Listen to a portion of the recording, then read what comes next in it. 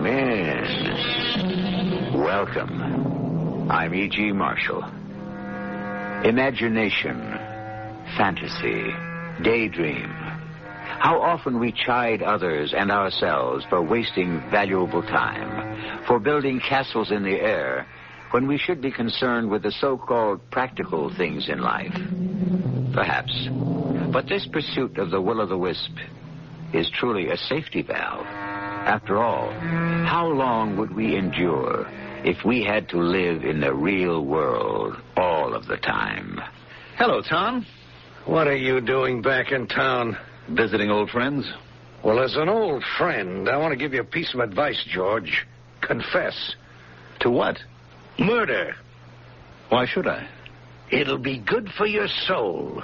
Well, now, you ask the average person, and they'll tell you I don't have a soul.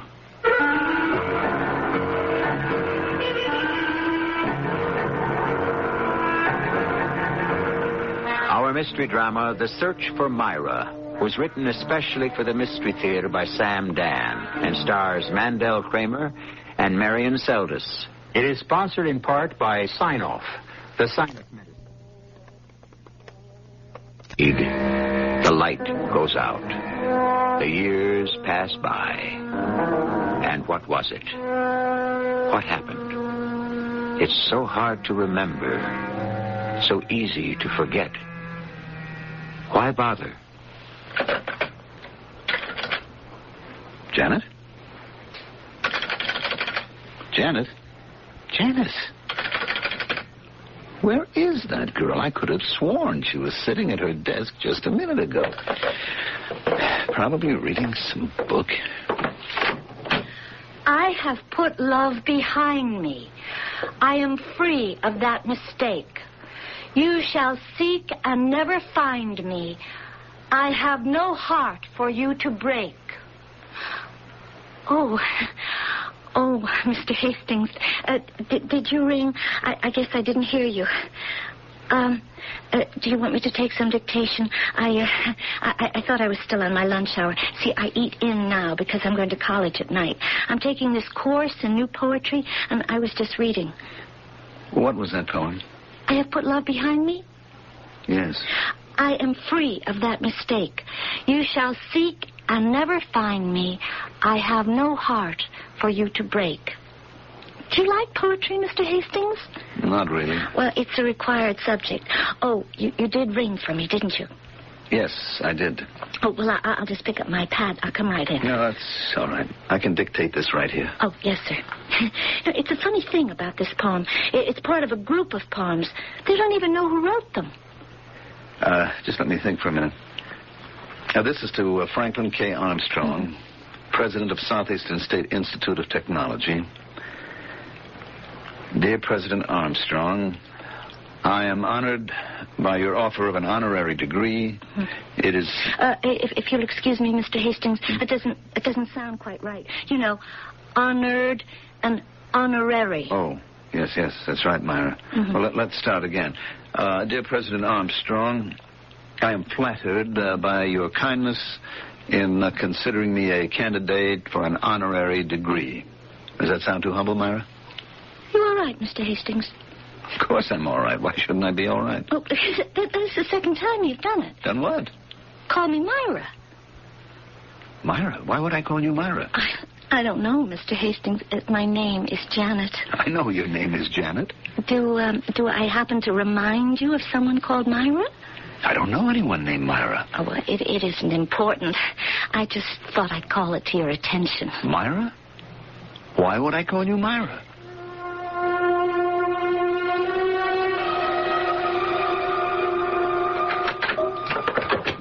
George? Yes. Dinner ready? We're dining out. Have you forgotten? Oh, I always forget. That's because basically you're an old stick-in-the-mud stay-at-home. Only because, my dear Myra, you make my home a place of rare delight. What'd you call me? You just wait till you hear what I have to tell you, Myra.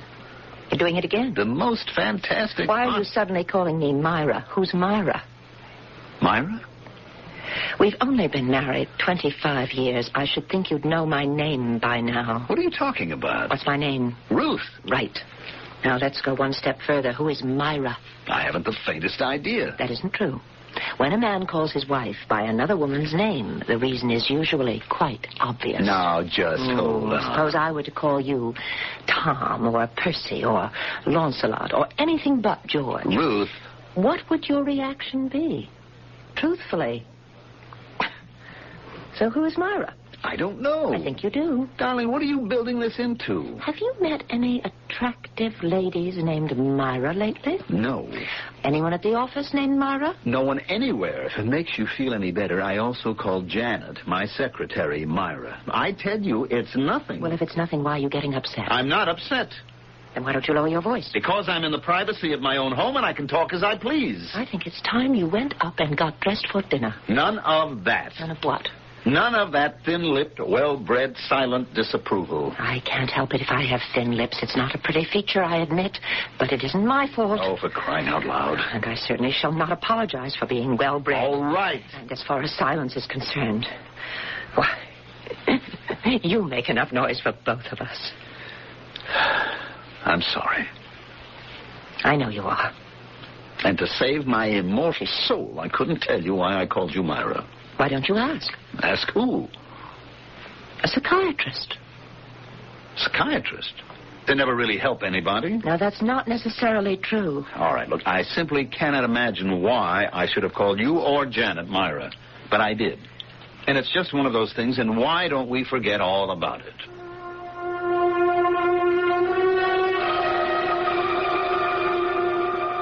Actually, Doctor, it's a very minor thing. Is it? So small, so unimportant, I even hesitated to make an issue of it. Well, big or small, the fact that you've come to see me demonstrates you are making an issue of it. All right, I'll tell you why. It's a foreign body. A foreign body? Yes. You see, I'm a chemist. I deal basically with formulations. Now, every ingredient, each element has its place and its function. You understand? I think so. Inside me, there is a foreign body, something that I don't understand. Who is Myra? You insist you don't know anyone by that name? No one at all. Now, why should I call my wife Myra? And my secretary? Tell me, am I making too much of this? Only you could know that. If my wife ever found out that I want to see a psychiatrist. Do you keep many things from your wife? No. Just hold on, Doctor. That's not why I'm here. No? No. I'm here to find out about someone called Myra. Now, what does this have to do with the things that I tell my wife? Well, what? I mean, what's your answer? I don't have any answers. You don't? No. Well, this is great. Why do you think I came here? To find the answers that seem so important to you. But you just said you don't have any. I don't. But you do. Me? Inside. Somewhere inside your mind, your heart, your psyche. The answers are waiting. They exist. But only you can discover them. Well, how long will this take? A week, a month, a year, or perhaps never. It all depends on how deeply you bury them, or how truly you wish to find them. Shall we begin? Begin what? The search for Myra. Where do we start? Anywhere. Well, what do you want me to do? Whatever you think you should. Well, tell me. I have nothing to tell you. I have no answers. Well, ask me something. I mean, what is it I'm supposed to do? Is it all right if I move around? Doctor, just start me off somewhere. I was a little kid, as far back as I can remember. There was a sandbox, and there was a maid who took care of me. Her name was Julia. And there was this little girl in a red pinafore, runny-nosed, nasty little girl who kept hitting me with her shovel. I was 3 years old, Doctor. That was 47 years ago, and I remember it. And that kid's name was Lois. You want me to go on? Okay. Kindergarten names. Let's see, there was Harriet, Jenny, Mary Lee, Eleanor, and Rachel. All the names through school. Melissa? Bertha? Alice? Beatrice? Eunice?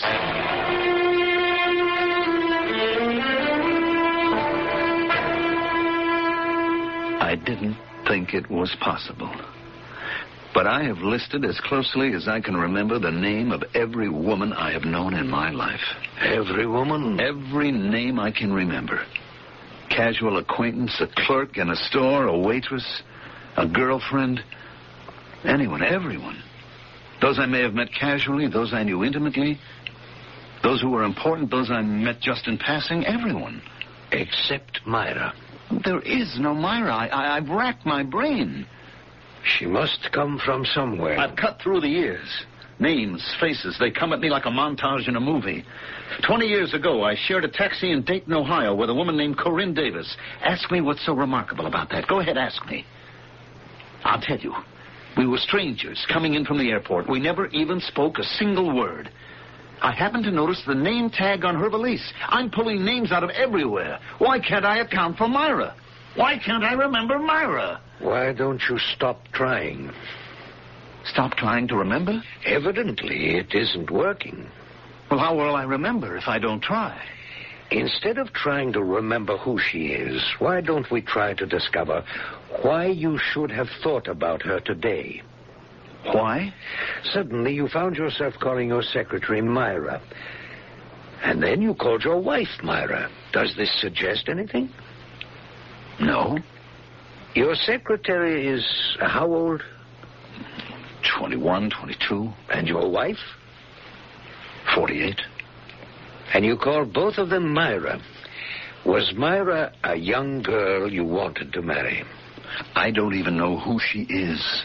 Marry and live with and grow older with? I don't know how to answer that. Myra is the woman in your life, maid and matron. I tell you, I don't know any Myra. You're not telling it to me.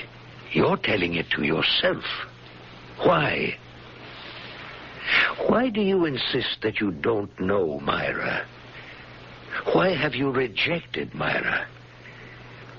You have gone through a virtuoso performance. You have listed well over 100 women. You weren't trying to remember their names. You were trying to forget hers. That isn't true. Myra is emerging. She has emerged from the shadows. And each time you speak the name of any of the other women who were in and out of your life, it's an attempt to drive Myra back into limbo.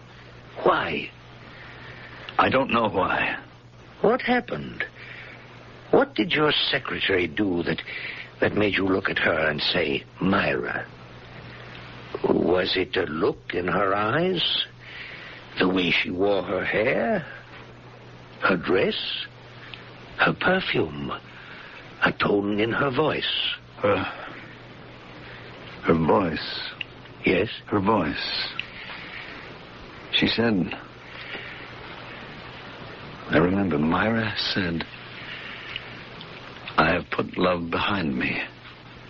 I am free of that mistake. You shall seek and never find me. I have no heart for you to break.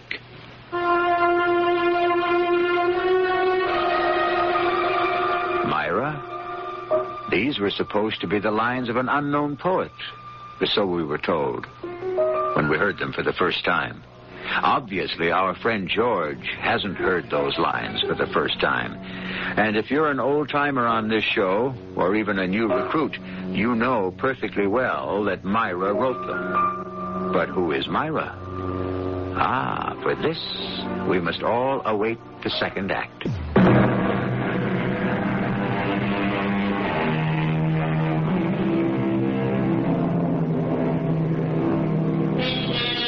The romantic poets of the long ago were enamored of the name Sylvia. She was indeed a paragon of virtue and beauty. Shakespeare in particular wrote, "Who is Sylvia? What is she that all the swains commend her?" and so forth. Actually, you never really find out. We, on the other hand, are asking, who is Myra? And with 2 acts to go, we have a pretty good chance to find out. A poem of love, Mr. Hastings. And you still say you don't know who Myra is. Myra? You shall seek and never find me. I have no heart for you to break. What does that mean? I don't remember, Doctor. But it did have a meaning once. A very personal, even a poignant meaning. I don't remember. What a superb effort of will. How you fought to blot that woman from your memory, and you did, until someone, quite by accident, brought her to mind. And then all your defenses were swept away. You remember her now, don't you? Now you know who she is. Yes. She was always there, hidden just beneath the surface. How you had to struggle to keep her out of sight. What a strain it must have been to fight, to forget her every day of your life. Yes. Yes, it was. Obviously, she's the one you loved, and still do. Yes. Why didn't you marry Myra? Her father, Ruthie's father, had the money. I see. I didn't have a dime. I waited on tables. I ran the boilers in a power plant. Ruthie was my chance. She wasn't beautiful like Myra. She wasn't even pretty, but it wasn't her fault. She came from a very thin family. Very long, very spare, very thin. But one thing about them wasn't thin. Her father's wallet. Therefore, you married Ruthie. Well, it made sense. Myra, what was Myra? College romance. She wanted me to starve to death as a school teacher, mold young minds, have an effect on the world. But I'm not a failure, Doctor. I built a great business. You've heard of Hastings Chemical? Yes. Well, that's me. And I'm even getting an honorary degree. It's for a synthetic flavoring. Well, that's also important, isn't it? Whatever is important to you is important. Well, it's even important for humanity. Now, what about Myra? Myra? Nothing. I've lived without Myra for all these years. No, you've lived with her. In your mind. Well, I'm just going to have to face reality. Now that it's out in the open, I can just forget all about it. Thank you very much, Doctor.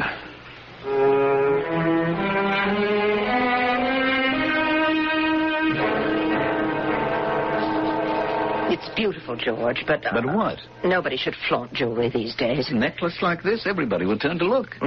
Including all the jewel thieves in the country. You don't like it? I love it. But you didn't have to buy it. Yes, I did. And you didn't have to get me that brooch last week either. Ruth, how would you like to fly to Paris for the weekend? We were just away, remember? Well, that's right, but what's the difference? We have a lot to make up for. 25 years. I love you, Ruth. Finally. Ruth. I always loved you. Was Myra beautiful? Will you forget about Myra? Oh, I would if I could. I know how it was, George. She was beautiful, but she was poor. She must have been, otherwise you would have married her. On the other hand, I was homely, but I was rich. You weren't homely. Oh, thank you. Yes, I probably could have gotten a husband on my own. After the really attractive girls had skimmed the cream, I'd have found somebody. But I wanted the cream, too. I wanted a man who was spectacular, like you. Oh, I wasn't all that great. So I said to Daddy, I want George Hastings. Buy me George Hastings. And he did. So I got what I wanted. So really, I should have no complaints. And didn't you get what you wanted? Money, position, power. Yes? There's a law. It must have been made in heaven, and it says you can't have everything. You can't have all those things, and Myra, too. Let's go out to dinner. No, I liked it better the other way. What other way? When you kept us separate, Myra and me. What are you talking about? I was your wife. You went through the motions. You didn't pretend to love me. That was the part of you saved for Myra. What do you want me to do? Don't give me any more jewelry except on my birthday, and don't shower me with gifts and trips and flowers, because here's what I think of them. Myra! Yes, Myra. Oh, look at you. I have never seen you so emotional, so filled with passion. And whose name do you speak? Hers. I'm sorry. Why don't you go to her? I can't. Why not? What have you got to lose? My father's dead. The factory is yours. You can do as you like. Go to her? Oh, I see you're afraid. What are you talking about? Of course you're afraid. Afraid of what? All these years there hasn't been a single moment that you haven't thought about her. That's not true. Oh, no.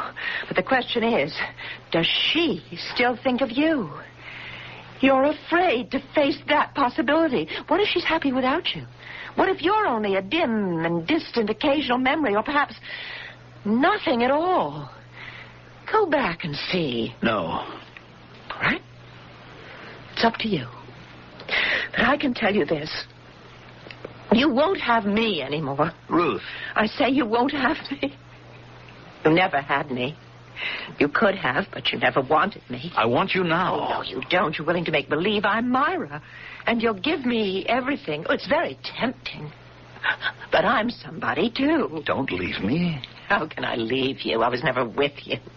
There was never any room for me. You were always with Myra. Go back to her, George. I can't. You've been married for 25 years. 26, yes. Your marriage goes on. Your life goes on. The days come and go by the hundreds, by the thousands. So many days. And then one day, you just say no. I don't want this anymore. My husband never loved me. Please, Ruth. I'm almost 50 years old. I'm not a beauty, but I'm a person of substance. Maybe I can find someone to love me. I'm going to try. So you just go back to your Myra. Ruthie, listen. Goodbye, George. I loved you, but it's over. You never loved me, and it's too late to try.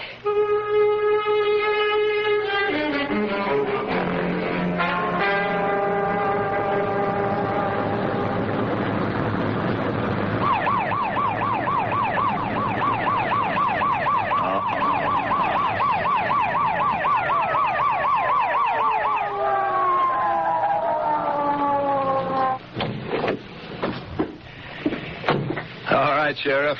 I guess I was pushing it a bit. I don't give a lot of tickets, but when I see somebody doing 80... It's Tom. Tom Calder's. George Hastings. Well, you might tear up that ticket for old time's sake. For old time's sake, I should give you 2 of them. Why, you still sore at me, Tom? May I see your license, please? Oh, come on. And your registration. All right. You know, Tom, it was almost 30 years ago. Well, I'll let you go this time with just a warning. Is that all you have to say to me? So you've come back. I wonder why. Maybe it's to make a statement. What kind of a statement? You and I both know what kind, George. Look, you had your chance, Tom, and she had her choice. She chose me, that's all. I can't understand why you'd come back here. I can't imagine who'd be glad to see you. Now, why don't you turn right, just up ahead? It's a new road. It's built since your time. A shortcut to the interstate. Go back where you belong, George. Look, this is also my hometown. Just don't expect anybody to kill the fatted calf.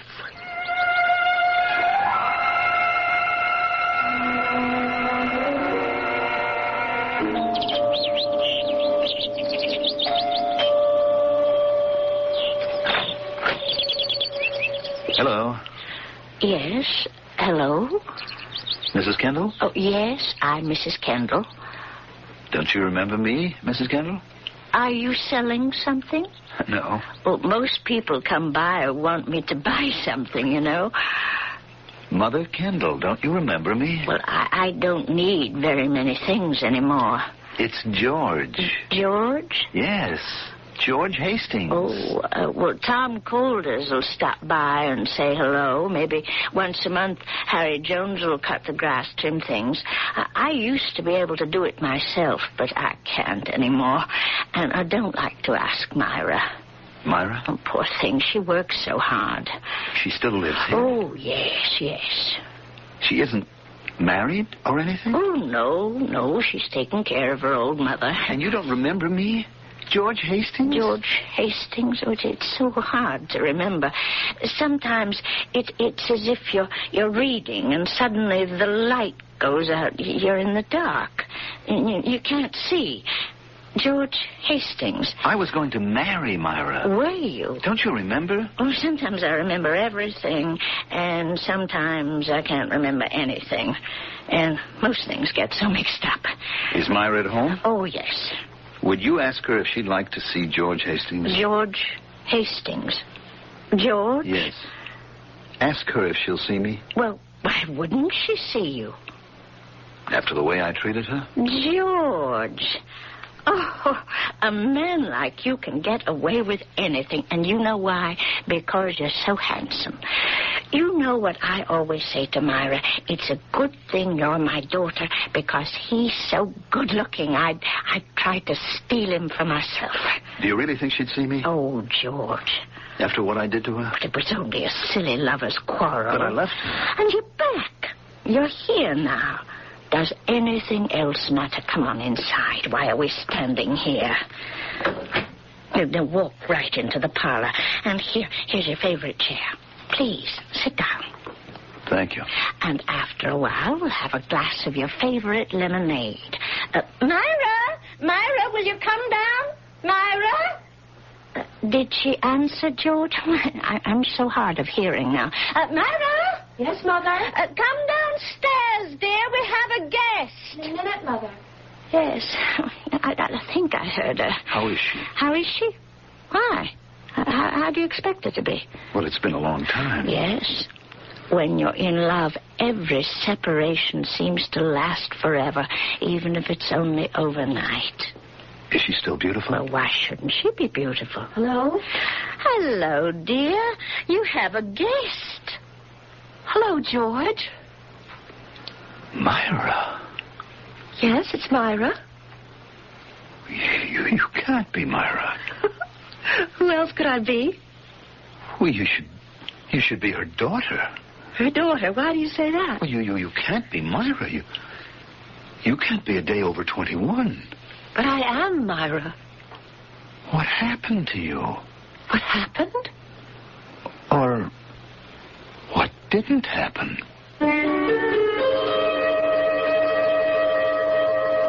Take your pick. What did happen to make her become younger? Or what didn't happen to make her grow older? Some women admittedly appear young for their age.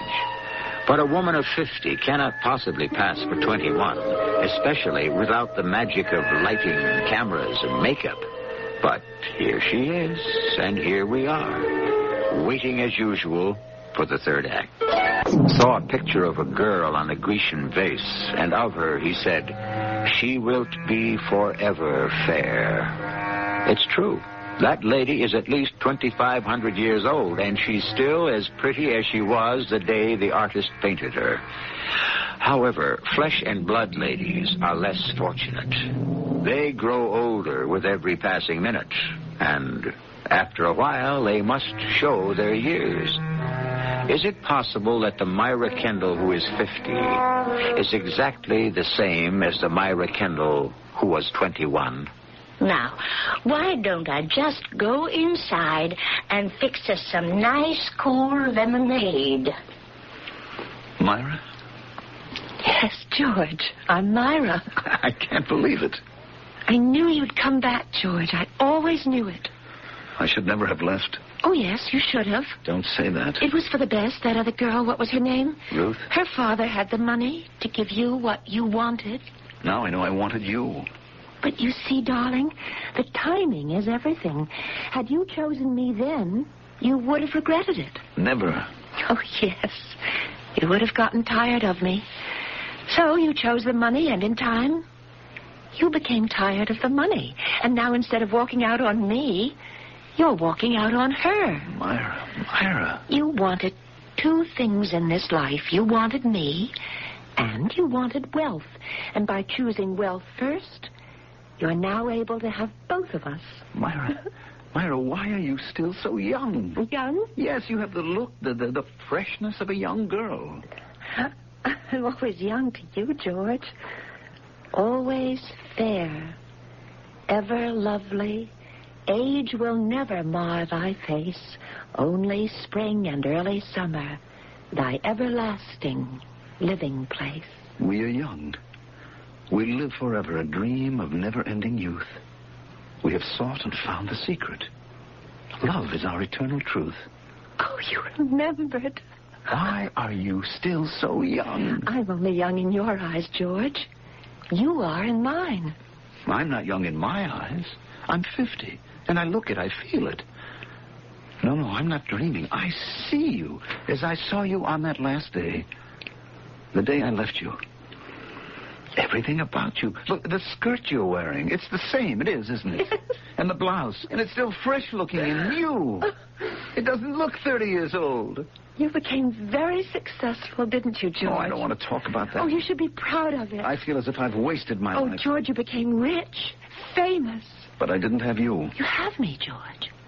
You have me. No, I've grown old without you. And look how young, how beautiful you still are. Why would you want me? Because I love you, George. After everything I did? Do you remember Professor Gordon's physics class? Do you remember? Professor Gordon? Physics? I took physics just so I could be with you. We were the only two people who ever held hands in a physics class. I remember what Professor Gordon said about matter. He defined matter as something that could neither be created nor destroyed. It just exists. Well, you could substitute love in that definition. Where love doesn't exist, it can't be created. And where it does exist, it can't be destroyed. But it can be put behind you. Oh, that. Yes, that. I have put love behind me. I am free of that mistake. You shall seek and never find me. I have no heart for you to break. That was the last poem I ever wrote. I know. I wrote it on that last morning. Do you know you're becoming famous? That is, your poetry is. Oh, yes. Tom Calder found a whole bunch of my stuff, and he showed it to the professor in the English Lit department at college. Why didn't you let the world know that you wrote them? I never wanted publicity. You know that. I was always so afraid of it. You know, Tom Calder, I saw him today. He wanted to give me a ticket. Oh, well, there was never any love lost between you. Well, he knew me first. And... You still see him? No. I don't see anyone. What have you been doing with yourself? I've been waiting for you to come back to me. Oh, would you answer that, George, and I'll go and give Mother some help with the lemonade? All right. Hello? Is that you? Who's this? Tom Calder. What are you doing there? Now, just hold on, Tom. I don't think that's any of your business. Haven't you done enough? Must you continue to persecute that poor woman? Look, did you wish to speak to anybody? Well, I certainly didn't wish to speak to you. No, I guess not. Mother's having a little headache. She went upstairs to lie down. Oh, I'm sorry. Who's on the phone? Tom Calder. Oh, yeah, he calls Mother frequently just to check. He's a very good person. George, why are you holding my hand like that? Do you mind? No. Why are you staring at it? Why are you so young? I just look young. No, there's a difference. George, do you remember the last day? Yes. I'm glad. No, I'm not. I've never gone on a boat ride since. Oh, let's go now. Now? Yeah, why not? You really want to? Yes, because this time it'll be the best. We're together again, in love again. Is there still a boat? Well, why shouldn't there be? Oh, it's been almost 30 years. Oh, but a lot of people tie their boats up down at the dock. Now they wouldn't mind if we'd borrow one for a bit. Oh, come on. All right, if you're sure you want to go. Oh, I do. Except if you happen to have bad news for me, like you did the last time. Darling, I have no bad news for you. I'll never have bad news for you again. Well, let's go.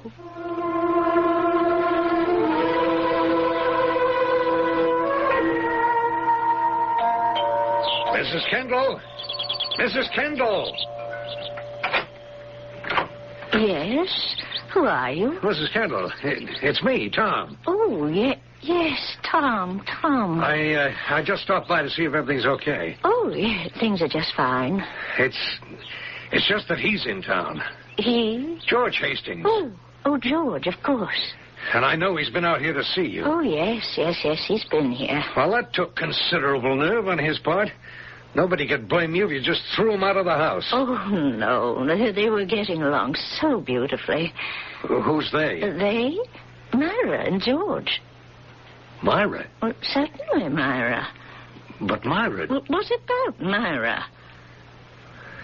Nothing. You were going to say something about Myra? No, I wasn't. Don't say that to me, Tommy Calder. I was your kindergarten teacher.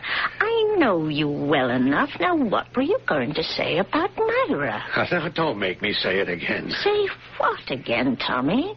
What I had to say to you 30 years ago. Your hair turned white. You never got over it. What were you going to say about Myra? She's dead. Oh, she's dead, is she? Yes, Mrs. Kendall. She's dead. You may be a sheriff and wear a shiny silver badge and sport a gleaming nickel-plated revolver, but you don't know everything. I'm sorry, Mrs. Kendall. She died 30 years ago. Is that a fact? She went with George, and she fell out of the boat and drowned. It was quite a story. All these years, you just couldn't accept it. I'm sorry you forced me to say it again, because I'll never be able to prove it, but I know George killed her. He threw her out of the boat. Oh, poor Tommy. You say Myra's dead. She's dead for you because you could never have her. And you have to tell yourself that the man who took her away is the man who had to kill her. It's the truth. Yes, for you it's the truth. But if you want the real truth, Tommy, if you can face it, go up to the lake. The lake? I heard them say they were going there. Up to the lake. Go there and face the truth.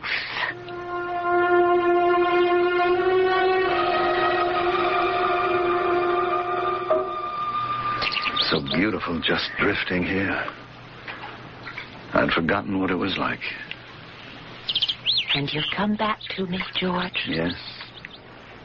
I've come back.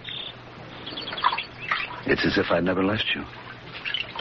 You're the same. You're exactly the same. Have you really come back to me? I'm here. What is it you want to tell me? I want to tell you I love you. What else? What else? Yes, the last time we were in a boat on this lake, you told me you were leaving me. I know. But that was long ago. I never believed you'd stay with me. I was too happy. No human being has the right to so much happiness. I knew you'd leave me. That's why I wrote the poem. I didn't write it that last morning. I wrote it the first night.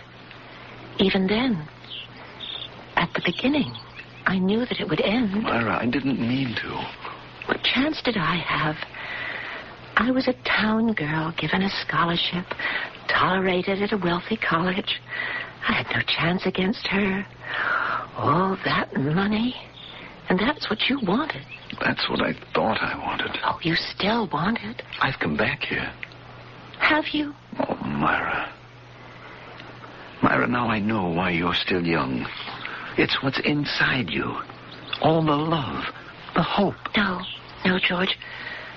I'm young to you because this is how I looked on the last day of my life. Don't say that. But why not? It's true. This is the spot. The very place. The deepest part of the lake. And there's a kind of whirlpool just below the surface that pulls you down, deep down. Oh, believe me, Myra, I made the wrong choice. All I want is you. Is that true? Yes. I only want to be with you. Then come with me. Come home with me. I want to. Come to where I live. Here. In the lake, on the bottom of the lake. Oh, dearest. Will you come and live with me? Be with me? Oh, Myra. Come home with me, George. I'm so young, so much in love with you. Come Come with me, George. Hey, don't stand up on that boat. Come to me, George. Come to me. Hey, George, you're crazy. I'm waiting, George. Waiting. Sit down. Waiting for you, George, with all my love. Yes, Myra. And still so young. Don't leave me, Myra. I'm not Don't go. leaving you. Come with me, George. Come home with me. George, no, don't. George!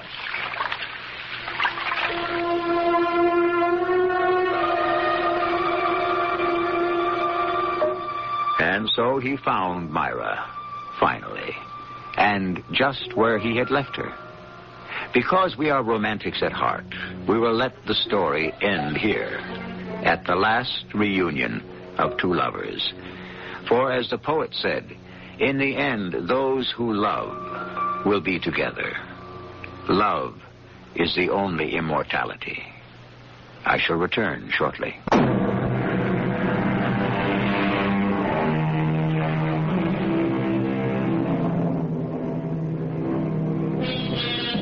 Life goes on a predictable, almost preordained path. Routine is the common lot of mankind. Every day, the same thing. And then, suddenly, someone says a single word, and the world is turned upside down. And in this case, the word is a name. And the name was Myra. Our cast included Mandel Kramer, Marion Seldes, Carol Teitel, and Court Benson. The entire production was under the direction of Hyman Brown. For another adventure in the macabre. Pleasant dreams. The entire production was under the direction of Hyman Brown. This is E.G. Marshall inviting you to return to our Mystery Theater.